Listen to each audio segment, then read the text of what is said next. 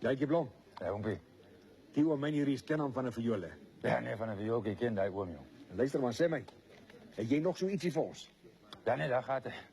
Nee man, ek bedoel eintlik 'n liedjie. Oh, nee, ik is net wat mis voor Kulu zo'n beetje. Want ik ga hem eerst een beetje zoeken als die volk mij in deze land een beetje permissie geeft. Ja, dan net voor Kulu gaan halen. Permissie gegaan hoor. Dankie, Kulu.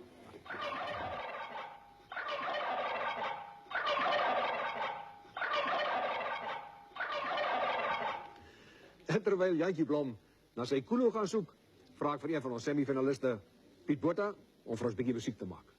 Hou hom dan.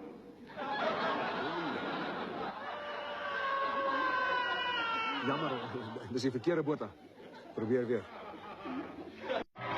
Wie is u? Wat gaan nie aanhou? Wat is dit? Ons het vir koele gebring. Waar staan?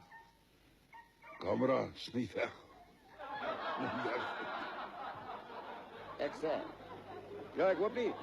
Ek hoop nie hierdie goed word op televisie opgeneem nie.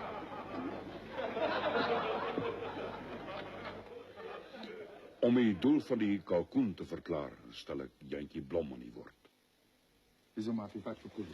Dit is op my Ah, sê. Dit is Ania. Dood tevrede.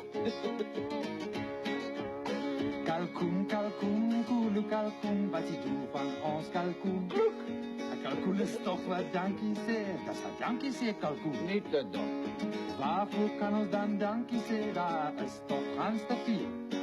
En als ons glad niet weet niet, dan vraag ons die kalkoenpaneel. En als ons glad niet weet niet, vraag ons die kalkoenpaneel. Maar ek wonder hoe gaan dit by ons daar met ons daar bo in die ons ou vriend in die hoogtepunt ateljee. Ek dink ons staat sonder meer oor na niks van toe. Dankie Tafier, by ons is dit ook op nie. Nieuwjaar. Inderdaad is dit die jaar 1985 en hierdie nuusleser voel sommer baie jare jonger. Ja, nou dat ons almal weer natuurlik en normaal is, skakel ons terug na ateljee 7 waar ons verneem dat 4 pragtige jong nooies 'n paar planne in die mou voer. Vir die laaste keer sê ek goeienaand. Ek sê goeiemôre. Dankie Nick. En